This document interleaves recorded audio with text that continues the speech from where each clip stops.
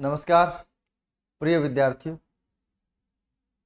शिक्षण विधि के इस दूसरे भाग में, इस दूसरी क्लास में आप सभी का स्वागत है।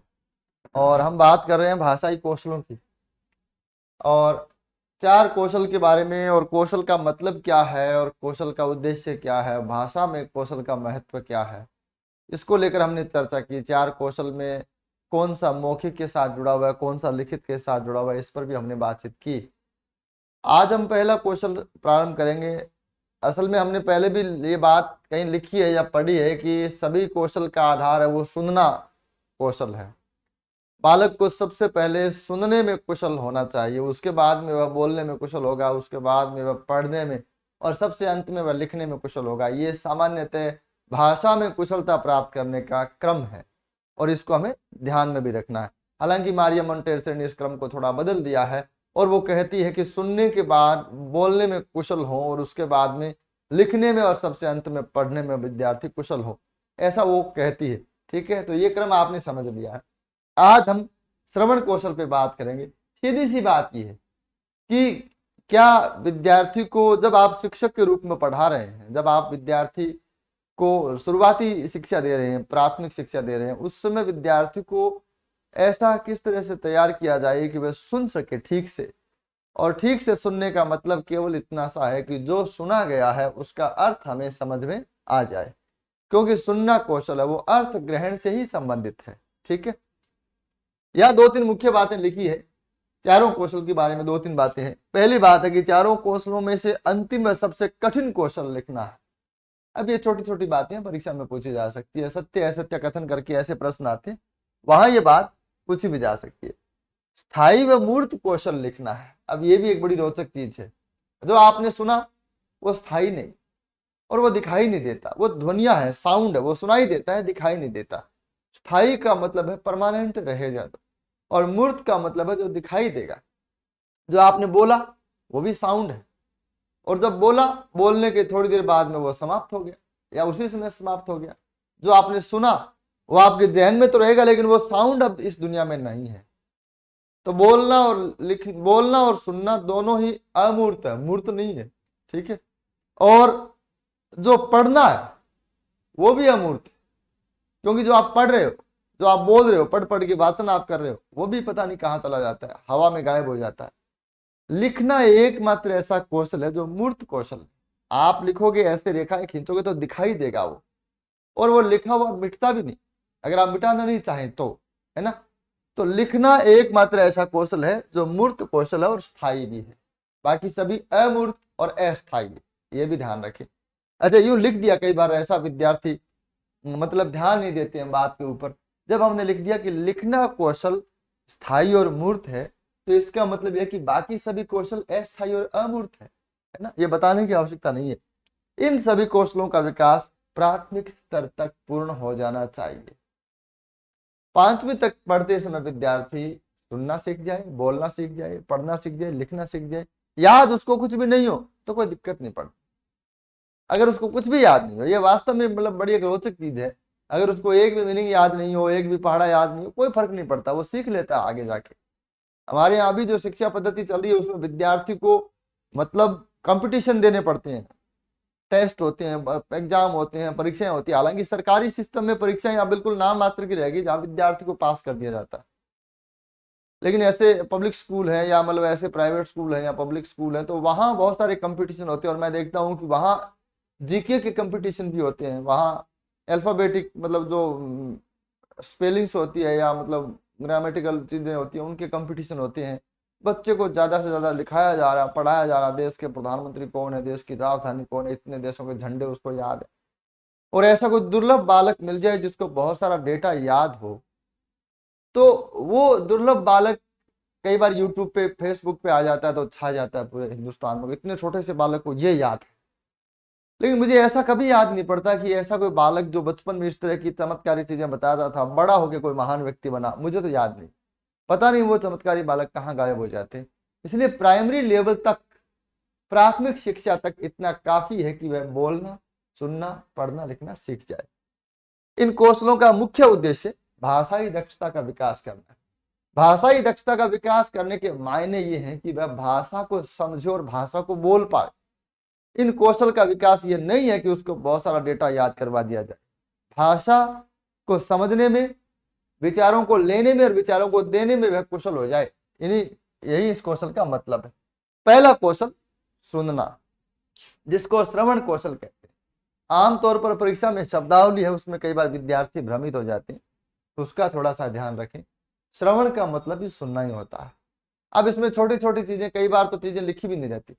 जैसे इसमें एक बात होती है कि इसका जो संबंध है वो श्रवण इंद्रियों से है, तो सीधी सी बात है, सुनने का संबंध किससे होगा? कान से होगा, स्वाभाविक सी बात है।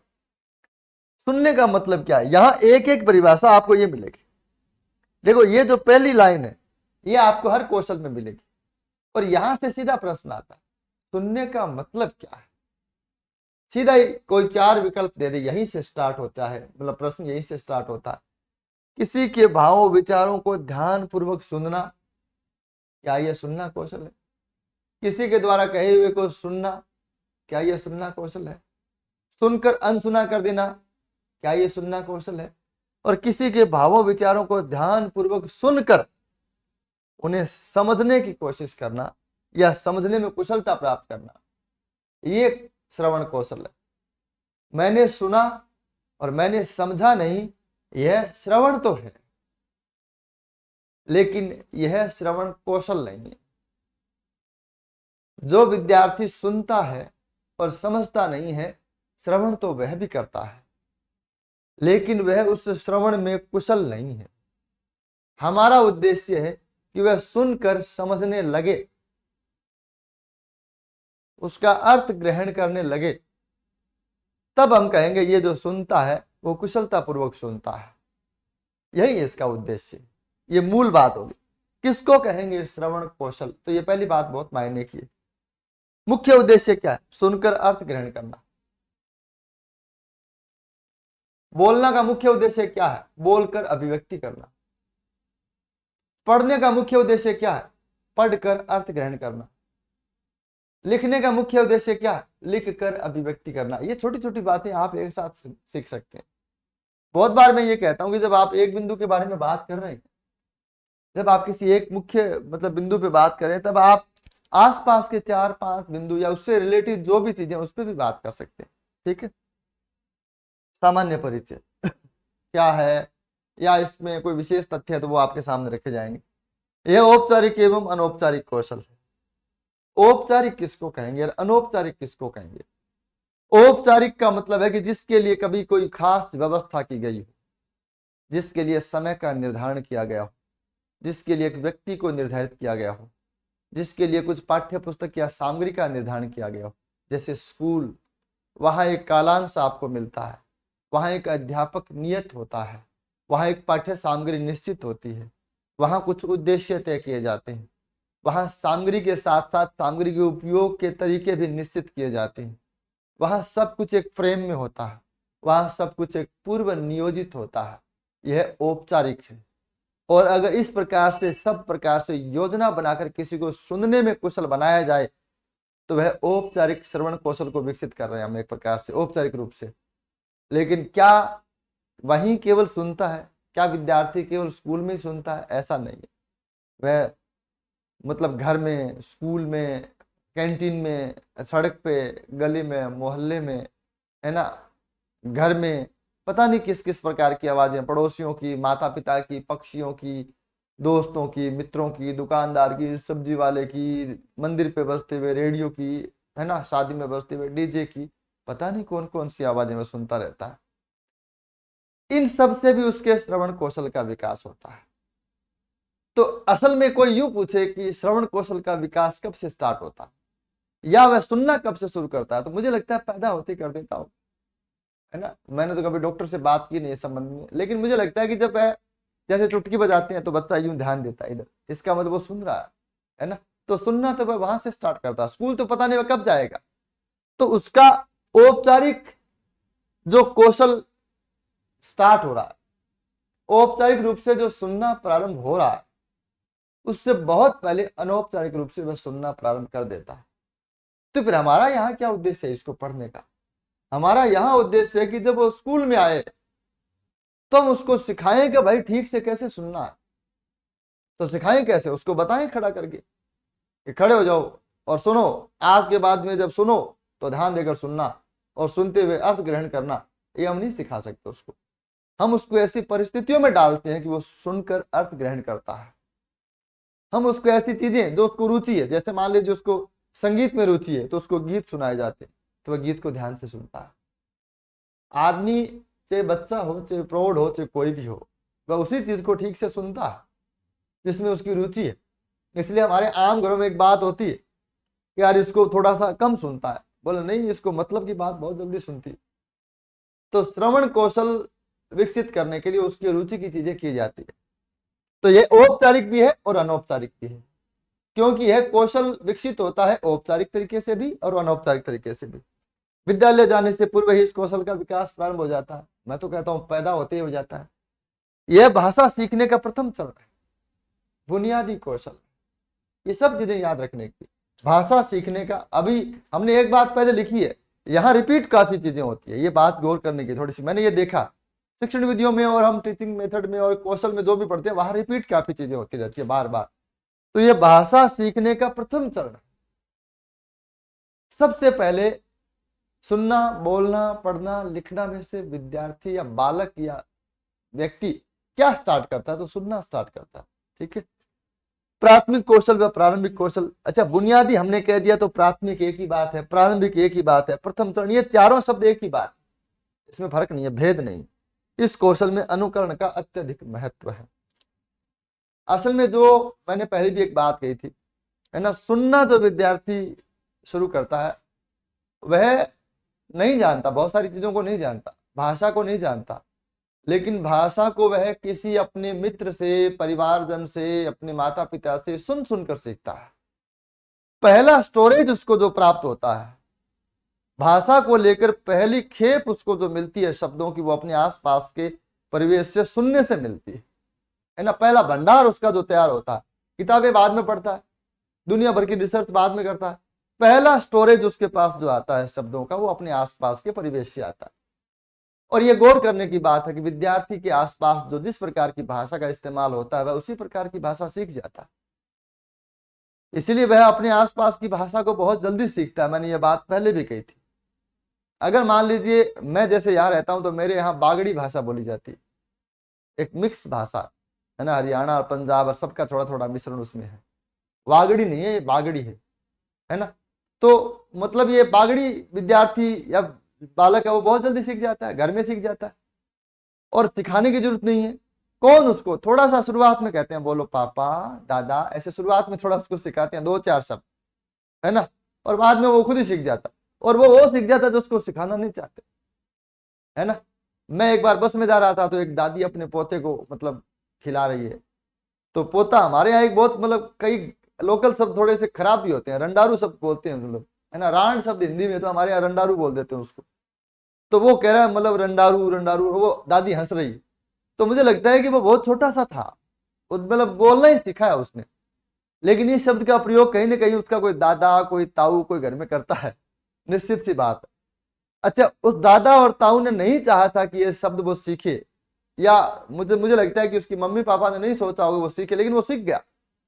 अनुकरण में आप ये तय नहीं करते कि वो क्या सीखेगा क्या नहीं सीखेगा, अनुकरण में वो सीखेगा जो उसके आसपास चल रहा है, और वो जल्दी सीखता है उसको। अच्छा, अगर उसको हिंदी सिखानी है तो कौन सिखाएगा, स्कूल में सिखाई जाएगी, और वहां उसके साथ मशक्कत करनी पड़ेगी। हिंदी सिखाने के लिए उसको स्कूल में परिश्रम करना पड़ता है, उसको काम डाल के देते हैं, सुलेख डाल के देते हैं, हिंदी की किताब, प्रश्नोत्तर, मीनिंग सब रटवाते हैं, कितना प्रयास करना पड़ता है, फिर भी हिंदी नहीं सीख पाते। बीए में कर जाते हैं विद्यार्थी, हिंदी ठीक से सीख नहीं पाते, और बागड़ी के लिए कुछ नहीं करना। तो भाषा का बड़ा हिस्सा अनुकरण से सीखा जाता है। इसीलिए हमारे यहाँ अंग्रेजी और मुश्किल है, क्योंकि हमारे वो दूर की है बिल्कुल, है ना, आसपास कोई बोलता भी नहीं, कोई शब्द का इस्तेमाल भी नहीं करता। तो इस कौशल में अनुकरण का अत्यधिक महत्व है। सुनना कोई सबसे ज्यादा सीखेगा तो अनुकरण से सीखेगा। स्कूल में भी अगर अध्यापक कौन सी भाषा का इस्तेमाल करते हैं, वो किस प्रकार की भाषा को बोलते हैं, किस प्रकार की शब्दावली का प्रयोग करते हैं, उससे भी विद्यार्थी सीखता। तो मुझे लगता है कि इसमें औपचारिक का कम योगदान है, अनौपचारिक का ज्यादा योगदान है। सुनना कौशल विकसित होने के लिए अनौपचारिक का ज्यादा योगदान रहता है। हालांकि ऐसा प्रश्न नहीं आएगा मेरे हिसाब से। सुनना एक प्रकृति प्रदत्त शक्ति है, मालिक ने दी है। हमारा शरीर है वो सेमी ऑटो मोड में चलता है। मैं कभी कभी ये सोचता हूँ, सेमी ऑटो मोड का मतलब है कि आधा शरीर है वो ऑटोमेटिक है, बहुत सारी क्रियाएं, शरीर की बहुत सारी क्रियाएं ऑटोमेटिक मोड में चलती है, और कुछ क्रियाएं हैं जो मैनुअल चलती है, जिसको हमें चलाना पड़ता है। जैसे सांस का आना जाना, जो भी आवाज आएगी वो सुनना, दिल का धड़कना, आंखों से देखना, है ना, ये बहुत सारी ऑटो मोड में चलती है। लेकिन हाथ यूं उठाना ये मैनुअल है। तो जरूरी जरूरी चीजें वो सब ऑटो मोड में चलती है। मुझे लगता है कि सांस लेना हमारे ऑटो मोड में कर दिया, प्रकृति ने कर दिया। अगर ये हमारे मैनुअल में होता तो हम तो लेना भूल जाते, घंटे 2 घंटे क्या 1 मिनट सांस लेना भूलते, काम तमाम। लेकिन प्रकृति जानती थी कि आदमी के बस की बात नहीं, इसलिए उसको ऑटो मोड में कर दिया। तो हमारा शरीर है वो सेमी ऑटोमेटिक है, एक प्रकार से आधा ऑटोमेटिक है आधा मैनुअल है। तो सुनना एक प्रकृति प्रदत्त शक्ति है, ऑटो मोड पे चलती है, जिसमें श्रवण इंद्रियों का विकार रहित होना आवश्यक है। ये जरूरी चीज है। श्रवण इंद्रियां 2 प्रकार के विकार से हो सकती है। या तो श्रवण इंद्रियों में कोई टेक्निकल खराबी हो, पर्दा फट जाए या कुछ ऐसा हो जाए, या आदमी सुनने में लापरवाही करे, ठीक से ध्यान भी नहीं दे, है ना, तो हालांकि वह श्रवण इंद्रियों में विकार नहीं माना जाएगा। श्रवण इंद्रियों में विकार वही माना जाता है अगर कोई टेक्निकल खराबी हो, डॉक्टर के पास जाने की जरूरत पड़े। विकार का मतलब दोष, ठीक है। भाषाई कौशल किसके उद्देश्य, श्रवण कौशल के उद्देश्य। हम पढ़ रहे हैं श्रवण कौशल, श्रवण कौशल के बारे में परिभाषा और उसका मुख्य उद्देश्य, श्रवण कौशल का सामान्य परिचय। ये छोटे छोटे बिंदु आप बनाए। बिंदु क्यों आवश्यक है, असल में ये ढेर है एक प्रकार से, आप इसकी ढेरी करके भी लिख सकते हैं। छोटे छोटे बिंदुओं से आपके याद करना थोड़ा सा आसान रहेगा। उद्देश्य क्या, क्यों श्रवण कौशल, क्यों सुनने में कुशल बनाया जाए, ताकि मनोयोग से सुनने की योग्यता विकसित हो सके। विद्यार्थी सुनने में कुशल होगा तो ठीक से सुनकर, मनोयोग का मतलब क्या, मन से सुनना। अभी हमने चर्चा की कि अगर कोई ध्यान नहीं देता है, बिल्कुल भी समझता नहीं है बात को, फिर भी सुन रहा है, तो श्रवण तो कर रहा है लेकिन वह श्रवण में कुशल नहीं है। तो मनोयोग से सुनने की विकसित करना, योग्यता विकसित करना। श्रुत सामग्री, श्रुत का मतलब है सुनी हुई सामग्री, जो भी आपने सुना है, जो भी साउंड आपने सुने उसका अर्थ समझ पाए। ये कब समझ पाएंगे, जब आप सुनने में कुशल होंगे। निहित भाव समझ पाए, उसके अंदर जो भाव है उसको समझ पाए। व्यंग्य, कई बार आदमी मतलब ऐसी टोंट कस देता है ना, ताना मार देता है, उसको ठीक से नहीं समझ पाते लोग, क्योंकि सुनने में कुशल नहीं है। विनोद, मजाक, हंसी मजाक, विचार आदि को समझना, इसलिए सुनने में कुशल बनाया जाता है। हम पढ़ रहे हैं श्रवण कौशल के उद्देश्य। अथवा ग्रहण करने की योग्यता को विकसित करना, अर्थ को, भाव को, व्यंग्य को, विनोद को, विचार को हम ग्रहण कर पाए, इसलिए बालक को सुनने में कौशल बनाया जाता है।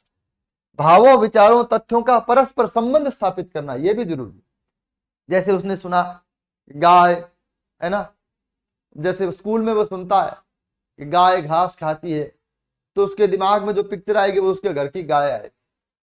अच्छा, घास भी उसके घर में जो डाला जा रहा है वही आएगा। कोई बांकड़ी गाला तो बांकड़ी, कोई जोटाप गिरा तो जोटाप, और कोई भरूट गिरा तो भरूट, है ना। भाई आप मान के चलो कोई अमेरिका का बच्चा होगा तो उसके जो किसी बड़े मैदान में चारागाह में चरती हुई गाय उसके जहन में आएगी, और हमारे गांव का बच्चा होगा तो ठाण में भरूट खाती है, बांकड़ी खाती है, तूड़ी खाती, गावे दिमाग में आओगी।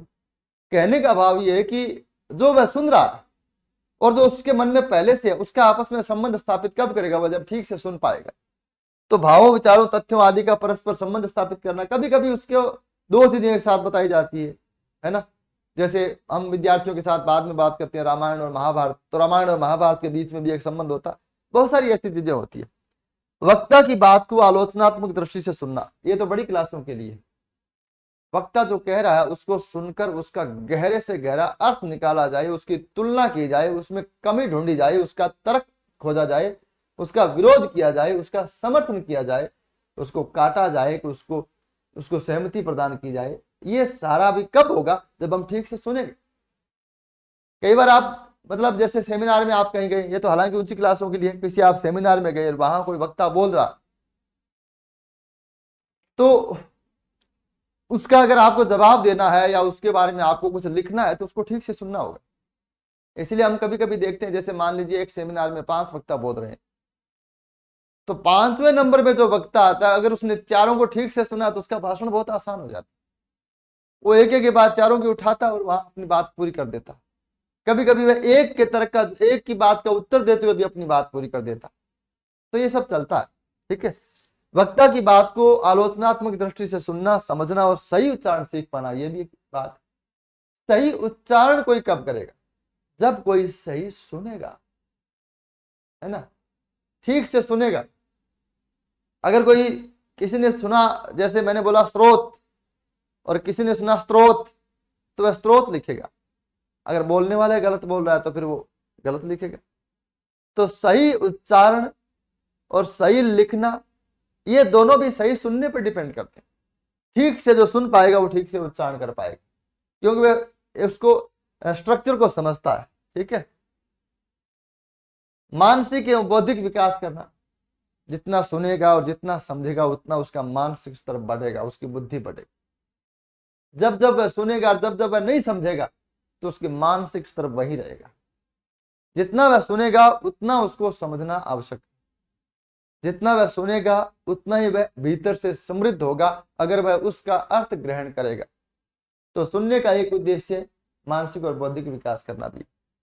धैर्य पूर्वक सुनने का शिष्टाचार पैदा करना। धैर्य पूर्वक सुनना, शिष्टाचार का मतलब होता है कि जो, जैसे मान लीजिए कोई प्रोग्राम हो रहा है या कोई सेमिनार हो रहा है या कोई क्लास में टीचर पढ़ा रहा है, तो उसको ठीक से और प्रेम से सुनना जरूरी। ये भी एक आदत में आता है। कईयों को ठीक से सुनने की आदत नहीं होती है ना, और मतलब कोई बोल रहा है और बोलते बोलते उनका ध्यान कहीं और जा रहा है, तो फिर ऐसे में वो न तो अर्थ ग्रहण करते और न वो ठीक से सुनते, और वो शिष्टाचार के खिलाफ भी। शिष्टाचार यही है, तमीज यही है कि कोई बोल रहा है तो उसको ठीक से सुना जाए, ठीक है। श्रोता में धैर्य होना चाहिए। अच्छा, ये जो स्वराघात, बलाघात, ध्वनियों के उतार चढ़ाव को ग्रहण करना, आरोह है, अरोह है, अवरोह है, अनुतान, ध्वनियों की मात्रा रूप का सही ज्ञान होना आवश्यक है। देखो ये जो बात है, ये बड़ी टेक्निकल बात है। जो कोई वक्ता बोलता है तो वक्ता कुछ स्वराघात, बलाघात, स्वराघात यानी किसी मात्रा को कम या ज्यादा बोलना, जैसे हम बोलेंगे क, का, की, कु, ये स्वराघात। बलाघात का मतलब होता है कभी कभी किसी शब्द पे अधिक बल दिया जाता है, किसी वर्ण पे अधिक बल दिया जाता है बोलते समय, है ना, जैसे निपात आदि पे दिया जाता है, तो वो बलाघात होता है। भी, है ना, आपको भी आना है, आपको भी आना। अब हालांकि मैंने भी पर यहाँ ज्यादा जोर दे दिया क्योंकि मैं बता रहा हूँ आपको, लेकिन सामान्यतः भी हम भी पर ज्यादा जोर देते हैं, ठीक है। ध्वनियों के उतार चढ़ाव, उतार चढ़ाव को ही अनुतान कहते हैं। अनुतान सांचे शब्द का प्रयोग किया जाता है। अनुतान, वैसे तो तान शब्द है वो संगीत का शब्द है ना। तान शब्द किसका शब्द है? संगीत का शब्द है वैसे तो।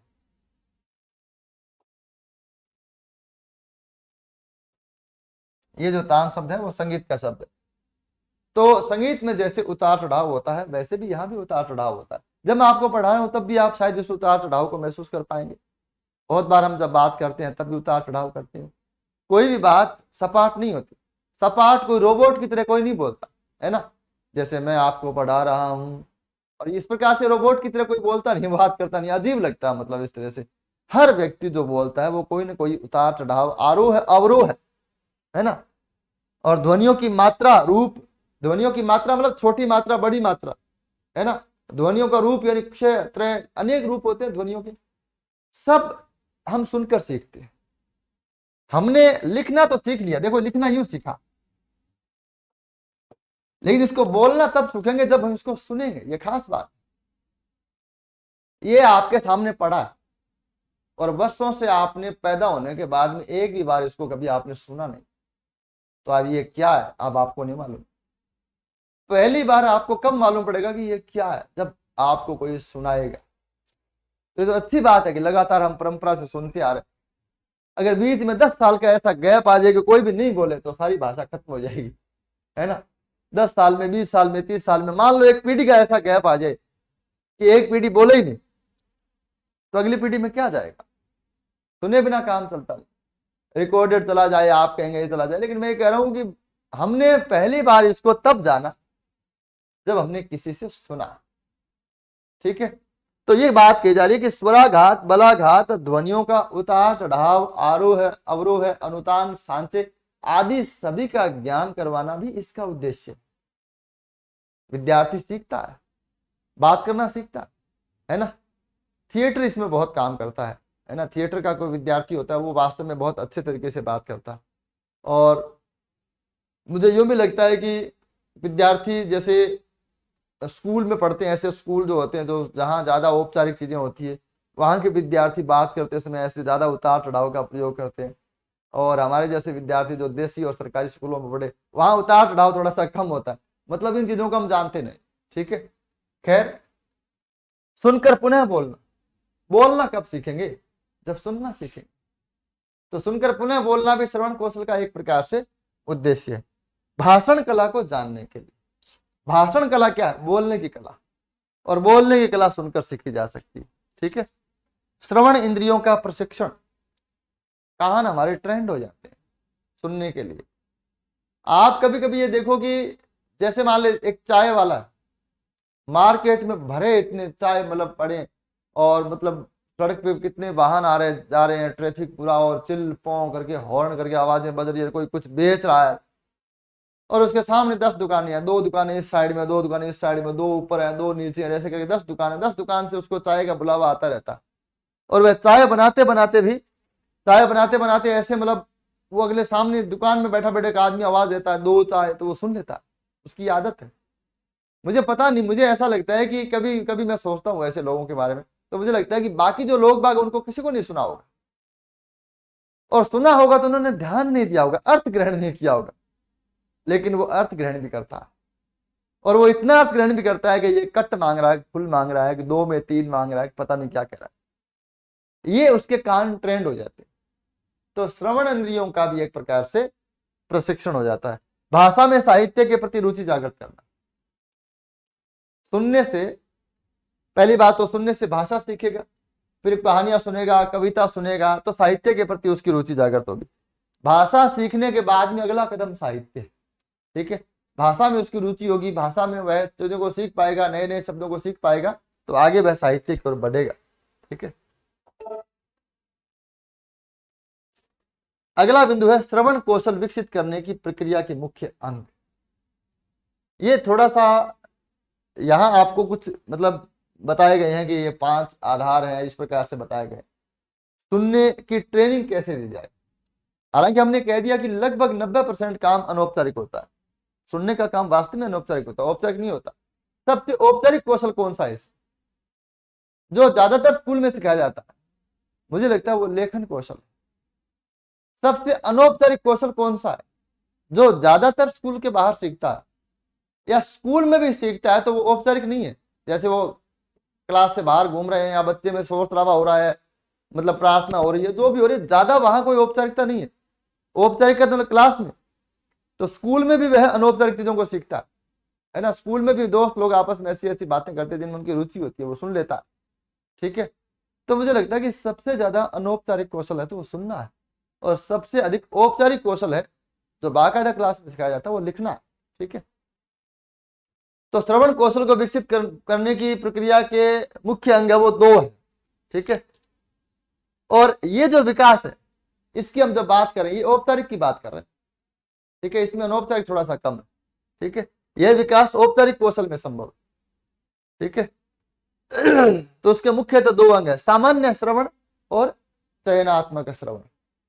सामान्य श्रवण का मतलब क्या है? सुनना 2 प्रकार से हो गया, बिना किसी सुने हुए या किसी खास कंटेंट को हमने सिलेक्ट नहीं किया और हम सुन रहे हैं, हम कुछ भी सुन रहे हैं, कोई बोल रहा है, कोई आवाज अनायास आ रही है, कोई 2 व्यक्ति बात कर रहे हैं आपस में, फिर भी हम सुन रहे हैं, ये सामान्य श्रवण। ऐसा श्रवण है जिसमें हमारा कोई रुचि नहीं है, हमारे पास कोई योजना नहीं है, हमारा कोई योगदान नहीं है, ये ऐसा श्रवण। तो सामान्य श्रवण का मतलब हो गया कि जिसमें कोई प्रकार की औपचारिक प्रक्रिया नहीं है, शिक्षक के द्वारा, कक्षा के द्वारा, पाठ्यक्रम के द्वारा, वो नहीं। दूसरा है चयनात्मक श्रवण।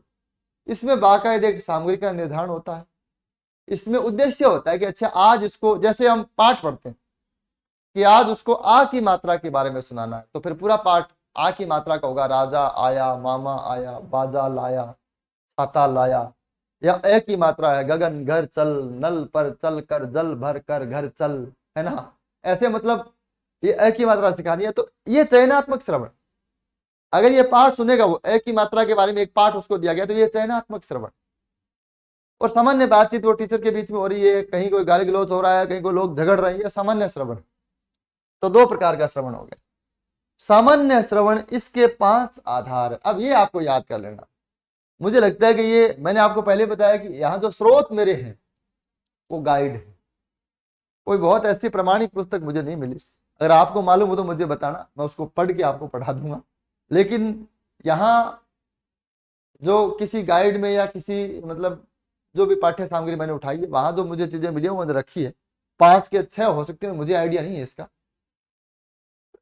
मैंने ये भी आपको बताया कि शिक्षण विधियों के मामले में मैं इतना एक्सपर्ट व्यक्ति नहीं हूँ, किसी भी चीज में मैं एक्सपर्ट नहीं हूँ। मेरी कोशिश रहती है कि ठीक से हम बात कर सकें। तो शिक्षण विधियों में जितना हमने प्रयास किया है, जितना, बहुत बार ऐसा होता है कि मैं ये कह देता हूँ कि इसमें आपको इतना ही पढ़ना है। जैसे हिंदी साहित्य का इतिहास है तो हमने सेकंड ग्रेड में जितना पढ़ लिया उतना पर्याप्त है। उससे बाहर आप उतना याद कर लें तो बहुत है, उसमें में नेट हो जाता है ना। और लेकिन अब शिक्षण विधियों का मतलब टॉपिक ऐसा टॉपिक है जिसमें ठीक ठीक ये कहना कि ये इतना पर्याप्त है, ये थोड़ा मुश्किल काम है। ठीक है। सामान्य श्रवण के 5 आधार है। पहली बात तो पर्याप्त श्रवण, जो बोला जा रहा है उसको ठीक से पूरा सुना जाए। शांत चित्त श्रवण, मन को शांत रखते हुए सुना जाए, यानी और दूसरी चीजें मन में न हो। एकाग्र श्रवण, एकाग्र यानी एकाग्र चित्त होते हुए केवल उसी में ध्यान दें जो हमें सुनना है। ठीक है। अनौपचारिक श्रवण, चलते फिरते सुनते रहें, वो अनौपचारिक श्रवण है। और बाधाहीन श्रवण, और सुनने में कोई प्रकार की बाधा नहीं आए। चयनात्मक श्रवण, इसके भी 5 आधार। समस्यात्मक ध्वनियों का श्रवण, ऐसी ध्वनियां जिसको सुनने में विद्यार्थी को बाधा आती है उनका चयन किया जाए। जैसे उसको मान लो भाई छोटे ऊ की मात्रा में और बड़े ऊ की मात्रा में उसको दिक्कत आ रही है, तो वहां फिर उस कुछ ऐसी ध्वनियों का चयन किया जाए जहां जिसमें ऐसी मात्रा है और वो उसको बार बार सुनाई जाए। नवीन ध्वनियों का श्रवण, ऐसे साउंड जो आज तक उसने नहीं सुने, है ना। जैसे उसने अभी तक मान लीजिए गए वो सीख रहा है ना। तो उसको ऐसी ध्वनियां जैसे जिसमें री की मात्रा आती हो, है ना, या रे रेत के रूप में ऊपर जाता हो, ह्रस्व है, ऐसी ध्वनियां धर्म कर्म जो उसके लिए नहीं हो। अनुतान सांसों का, अनुतान है ये तलवार, अनुतान सांसों का श्रवण। अनुतान सांसों का श्रवण का मतलब भाई यहाँ बोलते समय थोड़ा सा ऊपर, यहाँ बोलते समय थोड़ा सा नीचे, है ना। इसको झटके से बोलना है, छोटी की मात्रा को, बड़ी की मात्रा को लंबे सुर में बोलना है, ये अनुतान सांचे। तो इसमें हमने अभी जो चर्चा की ना कि राम मामा आया, बाजा लाया, ये ऐसी चीजें सिखाने के लिए ऐसी ध्वनियों का सिलेक्ट किया जाता है, चयन किया जाता है। व्याकरणिक रूपों का स्वर्ण, जैसे हमने संज्ञा शब्द वो बता रहे हैं उसको, है ना, राम, मेज, पुस्तक एक साथ, है ना, ये संज्ञाएं बता रहे हैं उसको। संदर्भ वाक्यों का श्रवण, कभी कभी हम किसी एक शब्द को सिखाने के लिए वाक्य का प्रयोग करते हैं, उसको बोलते हैं संदर्भ वाक्य। तो कुल मिला के ये सारा मामला पहले सेलेक्ट करना पड़ता है, पहले एक पाठ बनाना पड़ता है, बाकायदा 1 पेज 2 पेज की सामग्री तैयार करनी पड़ती है, उसको बोलते हैं चयनात्मक श्रवण। चयनात्मक श्रवण किसी भी बालक को एक्सपर्ट बनाने के लिए, थोड़ा सा उसके और अधिक कुशल बनाने के लिए, सुनता तो वह सामान्य श्रवण में भी है, उससे भी सीखता है, उससे भी समझता है, लेकिन चयनात्मक कौशल या चयनात्मक श्रवण से उसको और अधिक कुशल बनाया जाता है, उसको और अधिक एक्सपर्ट बनाया जाता है। ठीक है। विधियों आदि पे बात करेंगे, है ना, अगली कक्षा में बात करेंगे। मुझे लगता है कि हम छोटी छोटी क्लासों के माध्यम से बात करें ज्यादा ठीक रहेगा। तो आज की इस कक्षा में इतना ही। बहुत बहुत आभार, धन्यवाद।